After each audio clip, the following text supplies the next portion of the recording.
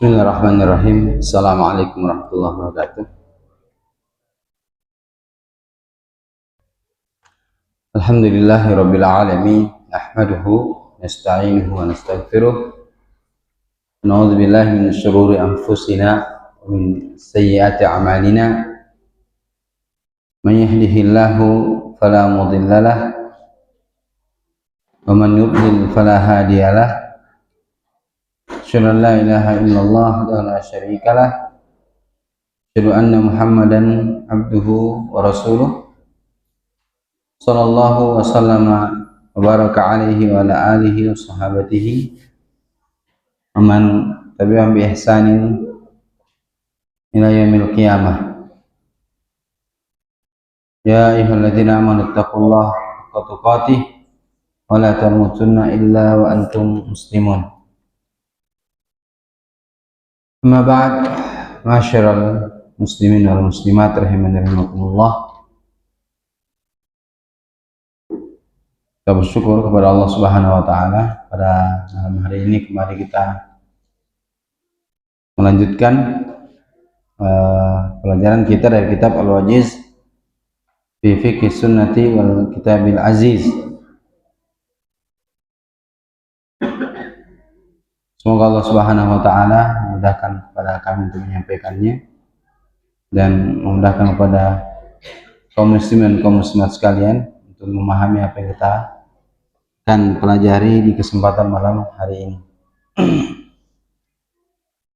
Salawat teriring salam kita kepada Rasulullah SAW, kepada keluarga beliau dan para sahabat beliau.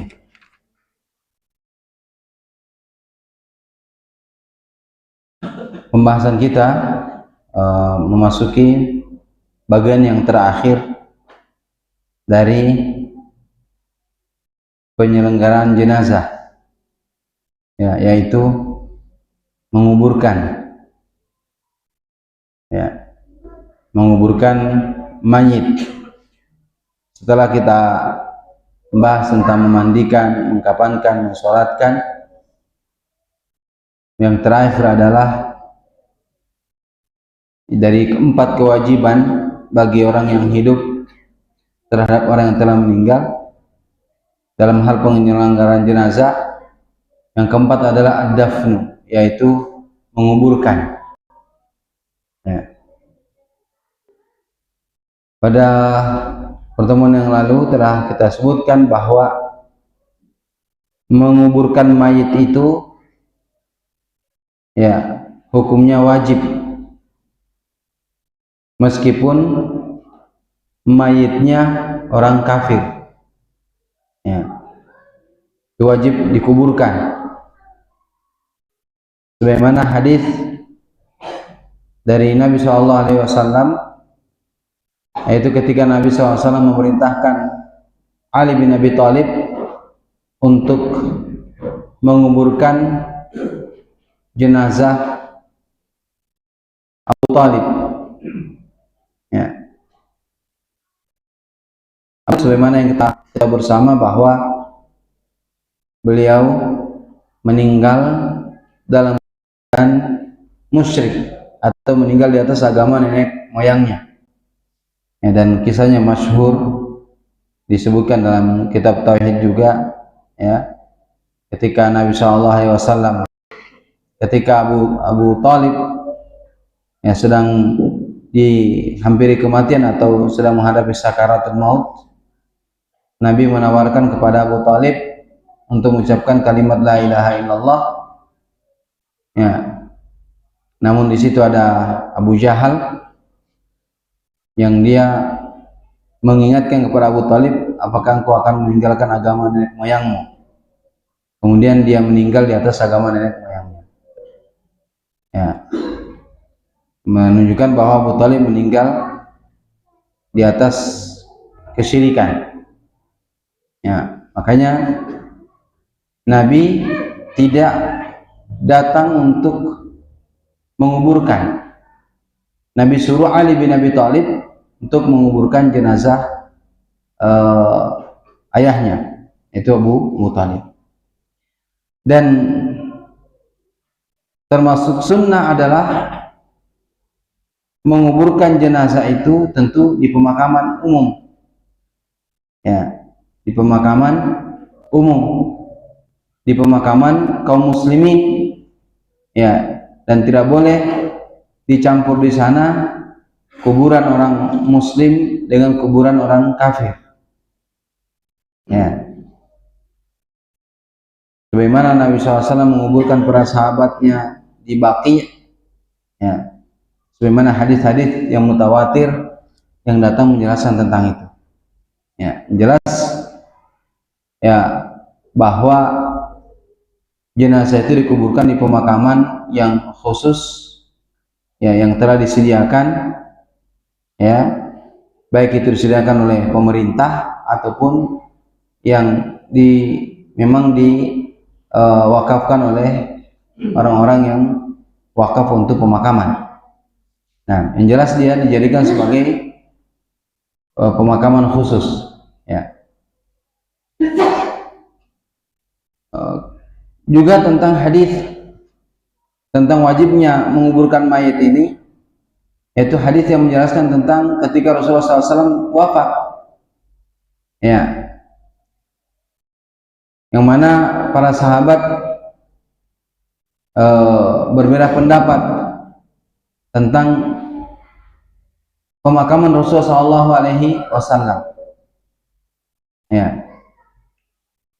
Sebagaimana yang kita ketahui bahwa para nabi itu, ya, dikuburkan, dimakamkan di mana dia meninggal, ya. Maka Nabi SAW itu dimakamkan di kamarnya, fi hujratihi, ya. Tentunya ini khusus bagi nabi, ya, karena memang para nabi itu dikuburkan di mana dia meninggal, ya. Dan khusus Nabi SAW maka dikuburkan di rumah beliau, ya. Dan sampai sekarang alhamdulillah kuburannya masih ada, ya. Kemudian di situ dimakamkan juga Abu Bakar dan juga dimakamkan di situ Utsman, ya. Dan ketika kita bertanya kenapa bukankah kaum muslimin itu dikuburkan di pemakaman kaum muslimin, jawabannya iya. Lalu kenapa Abu Bakar dan Umar radhiyallahu anhum dikuburkan di mana Rasulullah SAW dikuburkan? Ketika Rasulullah SAW dikuburkan di tempat tersebut, maka itu sudah menjadi tempat pemakaman, ya, sudah menjadi tempat pemakaman. Oleh karena itu dikuburkan di situ Abu Bakar, dikuburkan pula di situ Umar, ya. Nah, dan ini tidak bisa kita jadikan dalil bolehnya menguburkan mayit di dalam masjid, ya. Bagaimanapun kedudukan dia, ya, pangkat dia, jabatan dia di dunia ini, ya, dia dimakamkan di pemakaman umum, ya, tidak boleh di dalam masjid, ya. Hatta itu misalkan dia berwasiat, ya, kuburkan saya di masjid ini karena saya yang bangun, nanti kalau saya meninggal makamkan saya di masjid tersebut, maka ini wasiat yang tidak boleh dipenuhi, ya, wasiat yang tidak boleh dipenuhi siapapun dia, ya, kecuali memang ada orang-orang yang kita sebutkan tadi seperti Nabi SAW yang memang dikuburkan di mana dia meninggal. Dan juga tentunya antara kuburan Nabi dengan masjid ada jarak, ada pembatas, ya. Nah,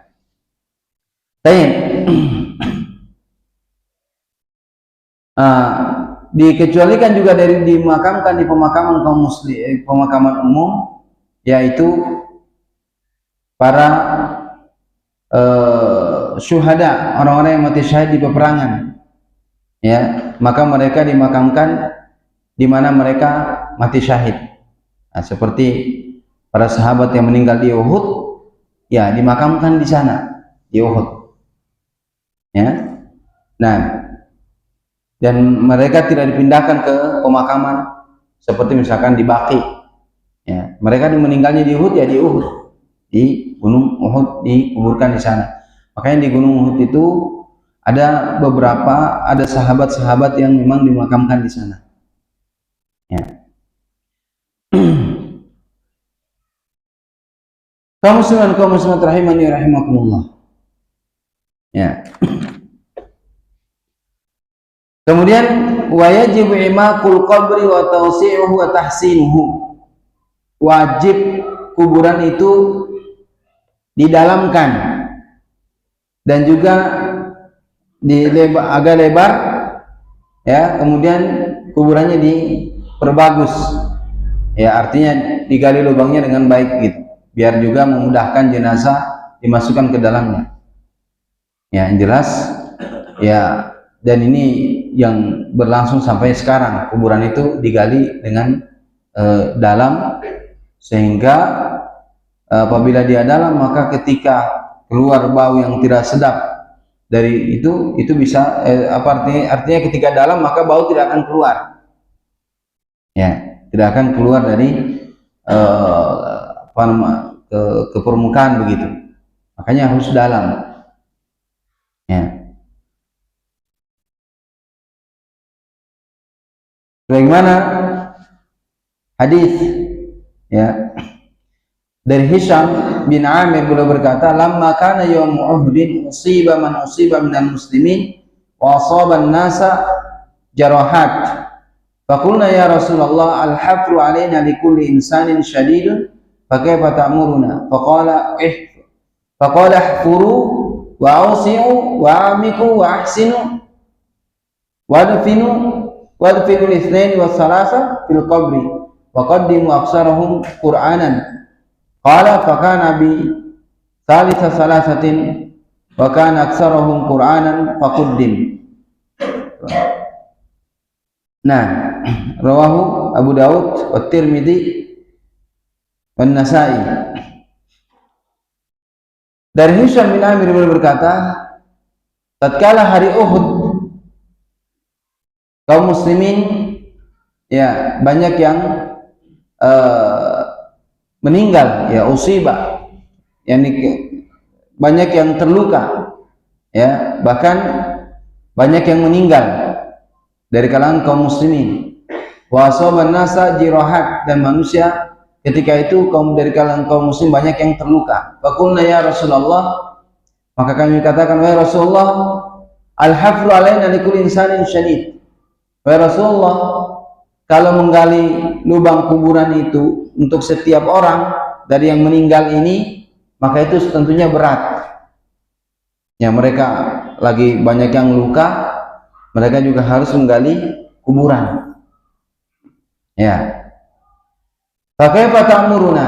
Maka bagaimana engkau perintahkan kepada kami? Faqala uhfuru, gali, wa ausiu, luaskan kuburannya, wa amiku, dalamkan, wa ahsinu, dan perbagus kuburannya, wa dafinu itsnaini wa tsalatsa fil qabri, dan kuburkanlah 2 dan 3 dalam satu kubur. Jadi kalau banyak yang meninggal dan memang menggali, ya, kubur itu menyulitkan, memberatkan, ya, maka boleh satu kuburan itu dimasukkan 2 atau 3 mayit, ya, diperlebar, kemudian dalam, ya, dimasukkan di sana 2 atau 3 mayit dalam satu kuburan. Nah,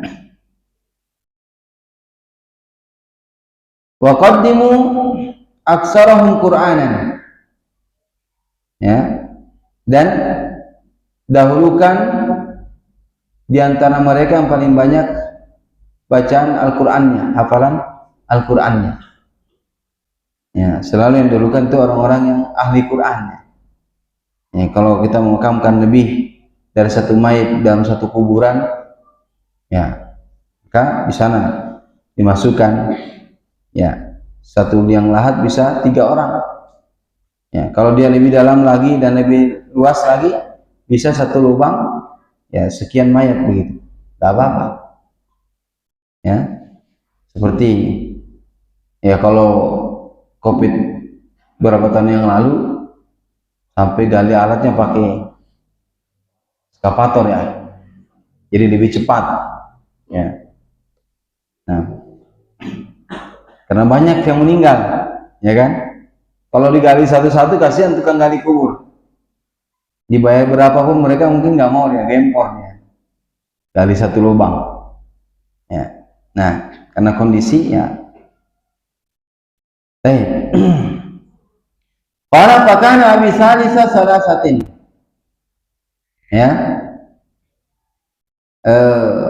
berkata Hisham bin Amir, ayahku salah satu dari yang 3 yang dimakamkan dalam satu lubang itu, dan beliau orang yang paling banyak hafalannya, maka didahulukan jenazahnya ya. Ini yang mulia, orang yang jadi ahli Quran ketika jadi imam dia yang didahulukan ya. Nah, wa yajuzu fil qabri al-lahdu wasyakku ya, dan boleh di dalam kubur itu dibuatkan lahat atau syak. Lahat itu lubang yang di sisi kiblat ya.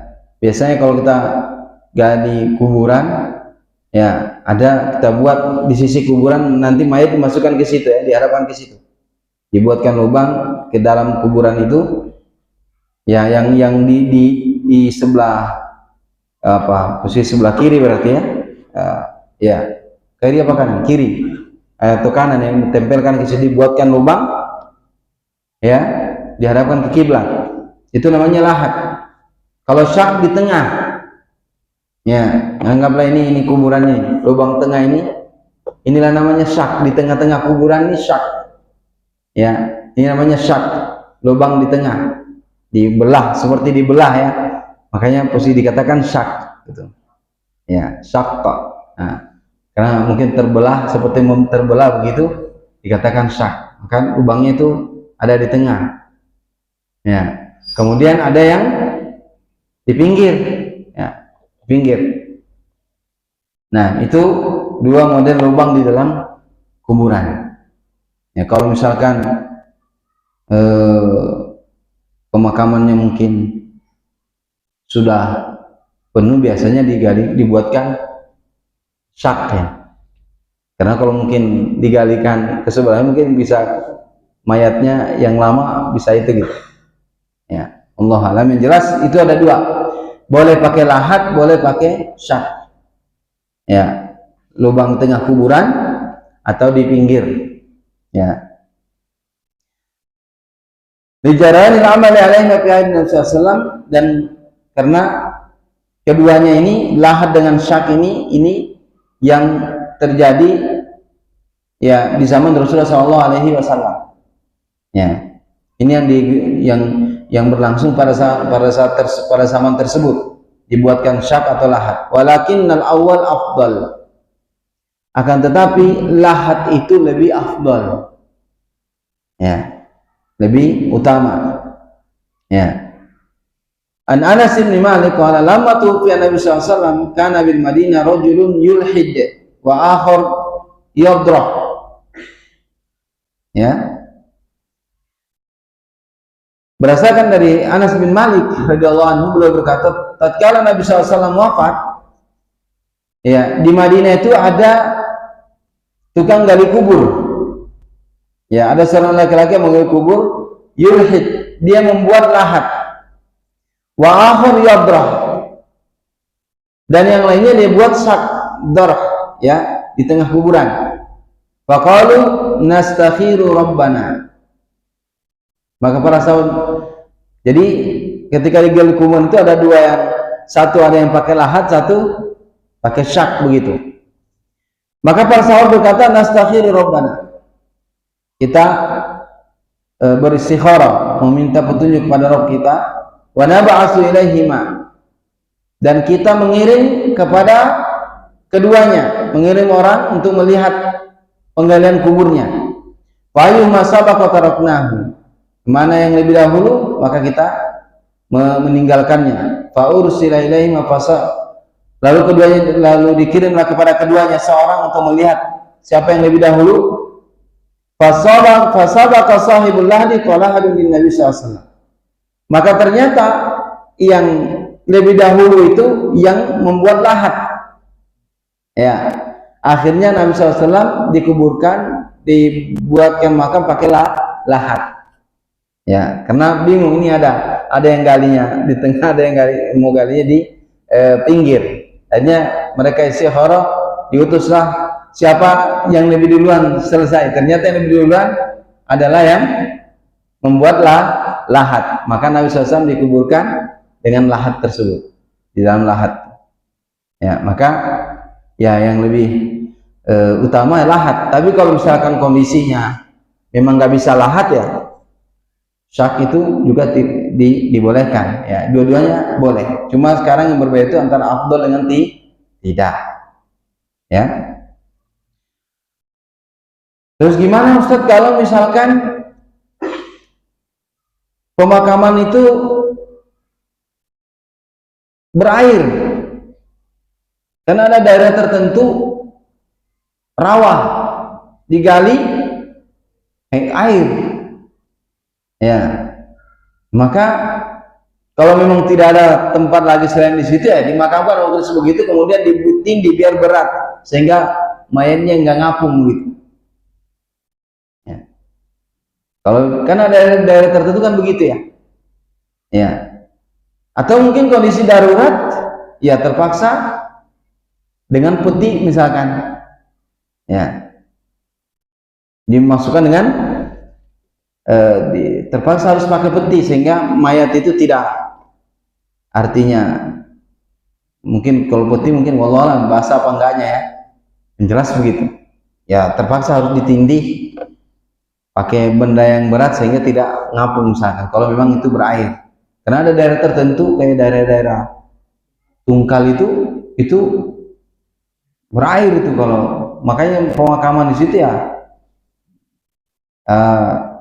mayatnya kalau tidak ada tempat yang ini yang ada di situ, sudah di situ dimakamkan dalam kondisi begitu, dikasih beban sehingga mayatnya bisa tidak mengapung dan bisa ditutup gitu ya. Karena ada daerah-daerah tertentu ya seperti itu. Nah,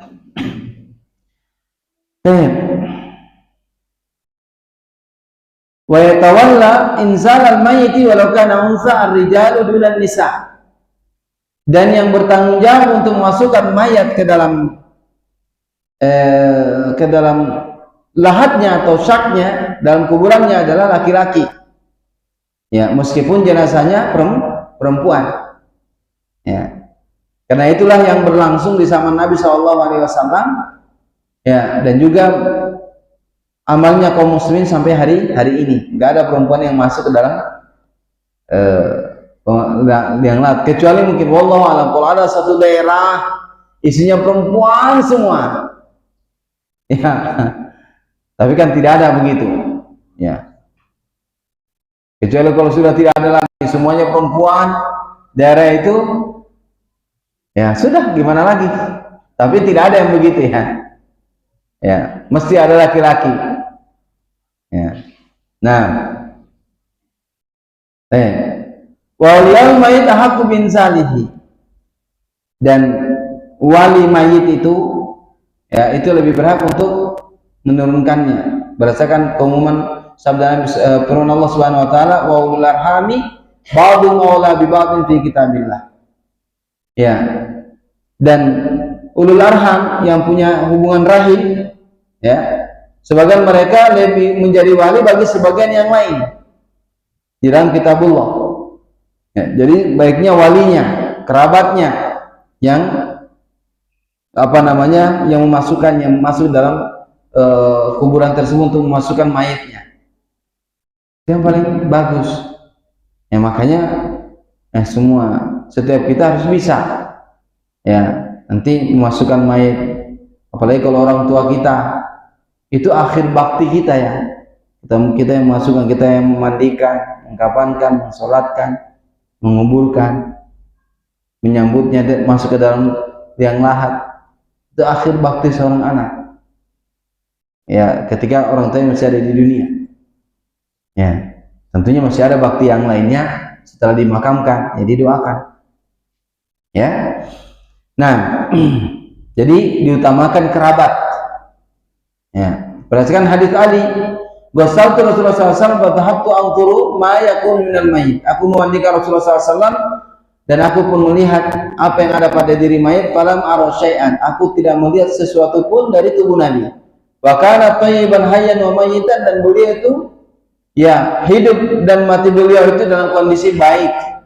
Ya. Wa wali adabnahu wa janabahu dunan nas arba'ah.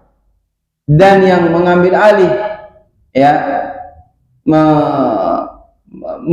menguburkannya ya 4, yaitu Ali, Al-Abbas paman beliau sendiri, ya Ali, kemudian Al-Abbas, kemudian Fadl, kemudian Saleh maula Rasulullah SAW, Saleh mantan budak Rasulullah SAW. Ini 4 orang yang masuk ya, yang menguburkan langsung Nabi Shallallahu Alaihi Wasallam. Waluhi dan Rasulullah SAW dan Nabi dimasukkan ke dalam lahat. Wanusi walain labina nasban. Kemudian di kuburan Nabi itu ditancapkan semacam batu, ya, untuk tanda apa nisan ya, dikasih batu begitu. Ya, itu sampai sekarang mungkin masih ada, karena kita tidak bisa lihat sekarang ya, di dalam bangunan ya, dalam ruangan. Ya. Dan kuburan Nabi itu ya seperti itu, tidak asalnya sebagaimana belum meninggal, tidak ada di tembok, tidak ada dihias, ya, cuma di tembok karena memang ya menjaga kuburan Nabi SAW tersebut dari orang-orang yang tidak bertanggung jawab. Ya, tapi yang jaga kuburan itu bukan syekh, yang jaga itu askar, polisi. Ya, nggak ada syekh di situ yang jaga kuburan Nabi sehingga dia bertemu dengan Nabi misalkan terus kasih informasi begini. Ya, kalau kita ke sana yang jaga nggak ada syekh, askar, polisi. Ya. Nah,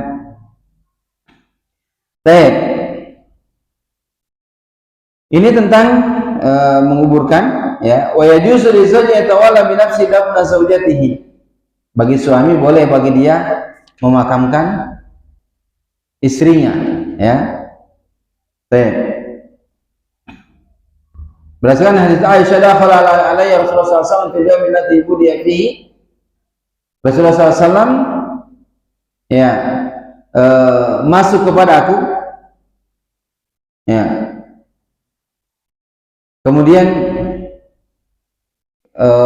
dalam satu riwayat ketika Nabi SAW pulang dari memakamkan sahabatnya, maka Aisyah pun masuk ke dalam rumah, ya, dan Aisyah merasa mengeluhkan sakit kepala. Kalau dia mengatakan waditu anna dzalika kana wa ana hayyun, ya, aku berharap aku sesungguhnya itu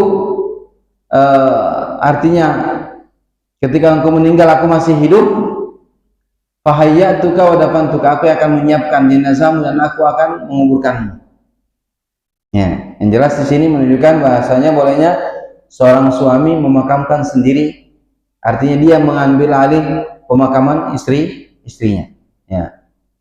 Lakin dzalika masrutun, akan tetapi hal itu disyaratkan, yang masuk ke dalam kuburan itu bagi yang menyambut mayat di dalam lahat tersebut disyaratkan bima idza kana lam yatatil kalaila. Yang masuk ke situ adalah orang yang di malam harinya tidak berhubungan badan. Ya. Jadi yang boleh masuk mengantar menyambut jenazah dimasukkan ke liang lahat itu adalah orang yang di malam harinya tidak berhubungan badan. Ya. Meskipun apa hikmah di balik itu, saya nggak tahu, jelas begitu sunnahnya. Wa illa lam yusra lahu dafnuha. Ya. Nah, kalau artinya dia berhubungan badan di malam harinya, maka ya tidak disyariatkan bagi dia untuk menguburkannya begitu. Jadi yang tidak berhubungan badan. Ya. Nah, apa hikmah di balik itu wallahu a'lam. Yang jelas itu sunnahnya. Ya. Wa kana ghairu huwa awla bidatniha. Ya. Dan selainnya kalau misalkan harusnya lebih baik utama kerabatnya tapi dia berhubungan di malam hari, maka yang selain itu lebih utama lagi untuk mengubarkannya. Walau kana ajnabiyan, meskipun dia orang asing, bukan mahramnya begitu. Ya kalau memang di antara mereka itu di malam harinya berhubungan badan, ya maka boleh diganti dengan orang lain. Ya. Berdasarkan hadis Anas kana syahidina ibnatan Rasulullah SAW. Kami menyaksikan putri Rasulullah SAW wa Rasulullah SAW jalasun ala qabr. Dan Rasulullah SAW dulu di atas kubur. Ketika putri beliau dimakamkan, beliau dulu di atas kubur. Ya. Faraitu ainaihi tadma'an. Aku melihat kedua matanya mengalirkan air mata. Yani beliau menangis. Tsumma qala hal minkum min rajulin lam yufariqil lailah. Apakah ada di antara kalian yang tidak berhubungan malam di malam hari? Faqala ta'ala ana ya Rasulullah. Qala fa'anzil. Qala fanazala fi qabriha. Ya Talha pun mengatakan, saya ya Rasulullah. Ya, maka turun. Akhirnya Talha yang turun, ya, memasukkan putri Rasulullah SAW ke liang lahat. Nabi enggak. Ya, karena beliau ya dari zahir hadis ini beliau di malam harinya melakukan begitu. Ya. Maka Nabi memerintahkan Talha yang turun. Ya. Nah, sehingga turunlah Talha, dialah yang menyambutnya. Ya, pada ini putri Rasulullah SAW. Nah, jadi bagi orang yang mau menyambut mayat dimasukkan ke liang lahat, maka itu disunnahkan bagi mereka yang tidak berhubungan badan di malam hari. Wasunnatu idkhalul mayit min mu'akhiratil qabr. Ya, dan sunnahnya itu memasukkan mayat itu dari akhir kuburan. Misalkan ini kuburan. Ya, anggap ini kuburan. Ya. Nah, ini kan di sini nanti posisi kepala, ya kan? Di sini posisi kepala, ya, posisi kepala, di sini kaki. Maka memasukkan mayat itu dari sini sebenarnya, dari bawah, dari arah kaki, nah gitu, ke kepala begitu, dari bawah. Itu sunnahnya. Jadi, ya ini mayat dari sini, mayat itu dari sini. Bukan dari samping kanan ataupun kiri, itu sunnahnya. Ya, itu namanya muakhirul qabr, itu namanya muakhir. Ini akhir, ini balik dari apa namanya, dari bawah begitu. Ya, kalau sekarang kan umumnya ya kadang dari sebelah, ya sebelah sini ya, masukkan begitu terus disambung. Dan ternyata kalau dari bawah itu lebih mudah daripada dari samping. Ya. Nah. Jadi dari bawah. Nah, berdasarkan hadis ya Abi Ishaq beliau berkata, "Awsal Harits yusalli alaihi Abdullah ibn Yazid." Al-Harits berwasiat agar Abdullah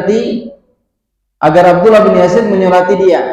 Fasalla alaihi, Abdullah bin Yazid menyolatinya. Tsumma dakhalahu al-qabra min qibali rijlil qabr. Kemudian dia dimasukkan ke dalam kubur dari arah kaki kuburan. Nah, ini ada kaki sini. Ini kan kaki di sini. Sini kepala. Dari kaki. Waqala, dan dia berkata, "Hadza minas sunnah." Ini termasuk sunnah.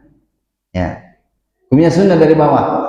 Tapi kalau misalkan dia kondisi ya mungkin kalau dia orang nggak ngerti, ya gimana lagi? Kadang kalau kita sudah dari kaki, kadang orang bertahan dia, sudah dari sini aja. Daripada ribut, ya sudah, biarin aja. Ya. Kita itu menghindari ribut aja gitu. Ya, harusnya sunnah itu dari bawah. Ini ingat, ini sunnah. Ya, bagian dari bawah. Nah, wa yujalul mayyitu fi qabri ala jambil yamin. Kemudian si mayit itu di dalam kubur, ya, di atas rusuk yang sebelah kanan, kan kanan. Rusuk sebelah kanan. Ya, anggaplah ini mayit berarti diginikan. Nah, ini kanan kan? Ya, dihadapkan ke kiblat. Ya. Nah, ilayan al-qibla ya saliha. Ya, tentu dia kalau di sebelah kanan berarti dia berada di sebelah kiri.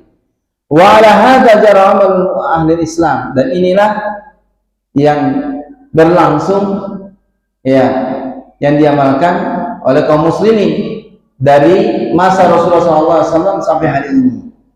Alhamdulillah nggak ada mayat itu menghadap sana ya. Rata-rata ini sama semuanya. Ya, nggak ada yang di sebelah kiri. Sampai pun di Syad juga begitu. Ya, di Syad juga begitu. Sebagaimana yang berlangsung sampai hari ini, dan itu tidak ada bedanya. Kemudian tambah penjelasan, apakah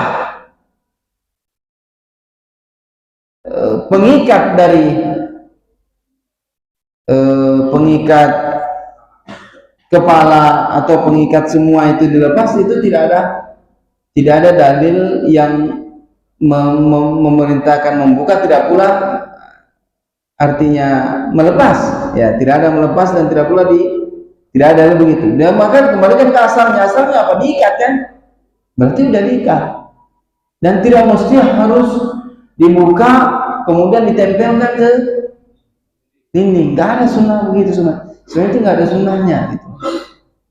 Ya Allah alam, ya, di mana ya dalil yang menunjukkan itu kita belum dapatkan, ya, belum dapatkan. Jadi asalnya dibungkus, ya sudah, itu asalnya berarti diikat kan, tidak perlu dilepas. Ya, jadi tidak, ya Allah alam, mungkin itu sudah menjadi adat kebiasaan di suatu daerah.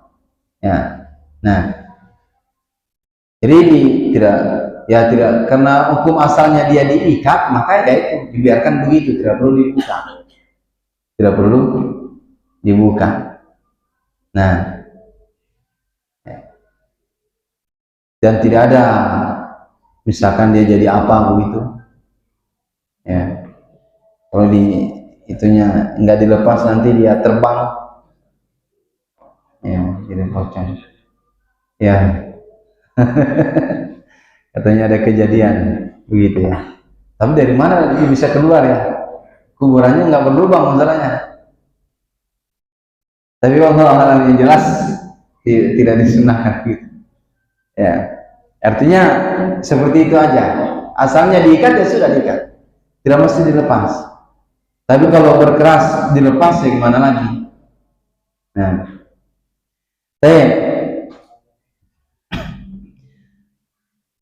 dan orang yang meletakkan mayat itu ke dalam lahat, dia membaca Bismillah wa ala sunnati Rasulillah. Bismillah wa ala sunnati Rasulillah. Ya, itu yang mengucapkan itu adalah orang yang meletakkannya. Berarti kan berapa orang? 3 orang.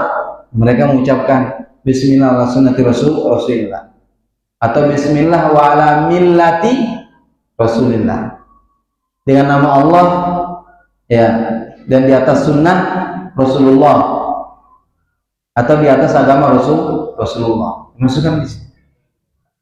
Ya. Bismillah wa ala sunnati Rasulillah, Bismillah wa ala millati Rasulillah. Itu yang kita baca.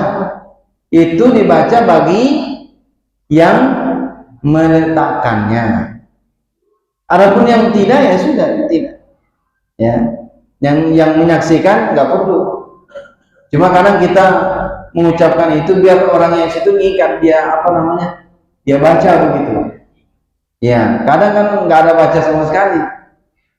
Ya, nggak ada, langsung letakkan aja begitu ya.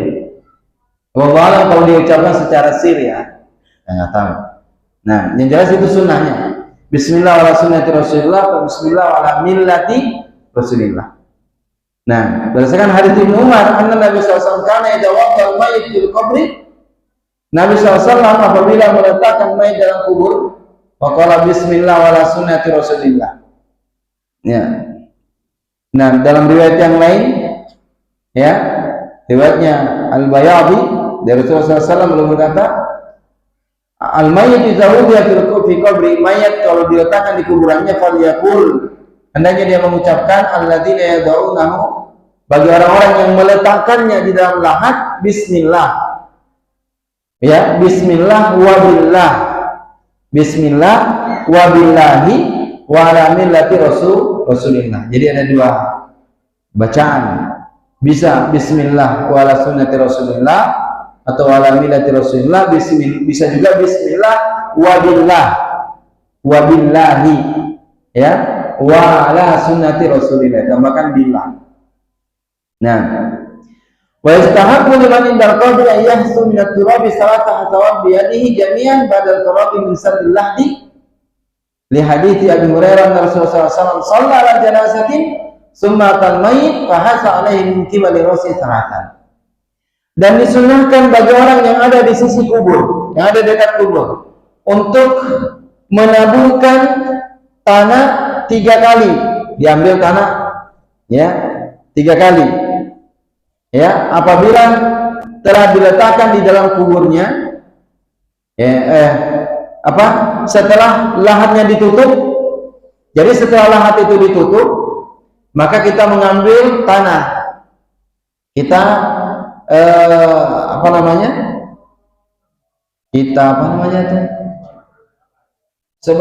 pokoknya lemparkan begitulah, lupa dari bahasanya karena sudah azan.